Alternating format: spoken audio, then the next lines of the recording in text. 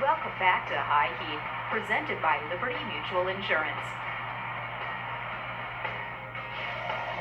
Here is the Brian Cashman quote. He was on radio in New York yesterday for an hour, did a good job with that, but I don't know where he's coming from on Darvish. He's obviously a tremendous pitcher. Tremendous? That's a little strong, I guess. He's not tremendous. I would just say, talking about Yankee monetary scenarios, that we do have some flexibility to create more flexibility. The higher the cost of the player, I would have to create more financial room. Read Ellsbury, so we do not trip up that luxury tax when the dust settles at the end of the year, unless ownership changes their mind on that. Okay, so from that standpoint, if ownership all of a sudden doesn't have any issues with the salary cap and 197, the luxury tax, and doesn't care if they go over for the 9 million time, then he can go out there and get Darvish. My issue with the whole thing is, I don't think he's worth it. I am floored that so many teams, that they not see him in postseason play, and don't give me 5 innings against Arizona with a 2-0 lead. I don't want to hear that. Or 5 innings in Chicago with a 2-0 lead. I'm not interested in that. I'm talking about in big games for Texas, big games in the World Series.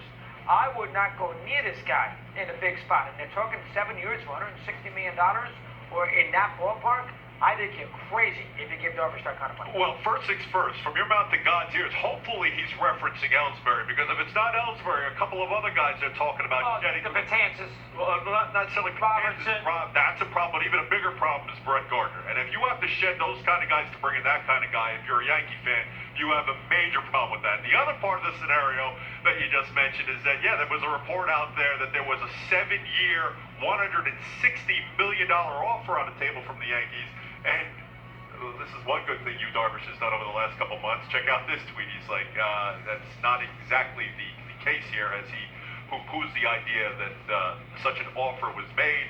And then there's a tweet from a fan down below saying, accept the deal as a Yankee. Look, he's a very good pitcher. The problem is, he's a very good pitcher, and he is the best pitcher in what is a weak overall free agent market. So, I mean, you have to add that part of the equation in there. I have as much a problem with the idea of the Yankees going back to that way of thinking. Here we go again, giving long-term contracts to people in their 30s, and at the end of their careers, you see what you get. And, to counter that, and people will say, look how great CeCe was, and look how great Mussina was in the last year of their current deals. Well, did anybody recognize what they had done the 3 to 4 years leading up to those, Renaissance-type seasons?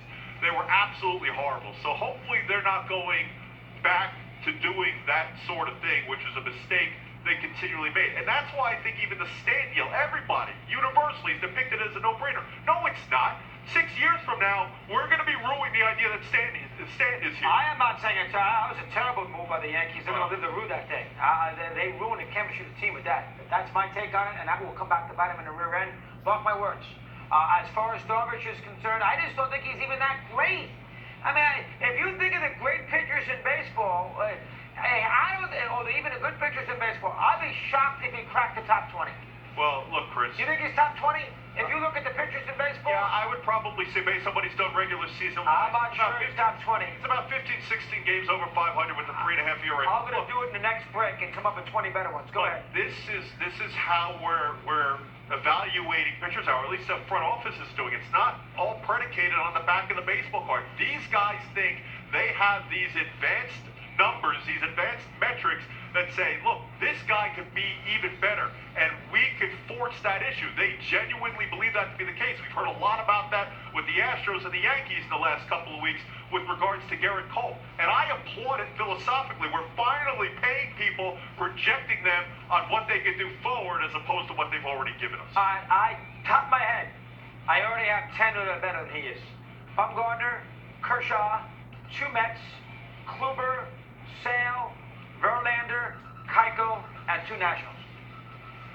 That's 4, 6, 8. That's 10 guys that right out of the gate, without even thinking about it, are better. And that makes him Lester's better. Makes him 12. That makes him no better than 12. And I haven't even thought about it that seriously yet. He is barely in the top 20. You're going to give that kind of guy a 7-year, $160 million contract? He's 30 years old? I would not, no. Head examined. But he's not exactly, he's not exactly worthless either. He's a very good pitcher. Head examined. More to do.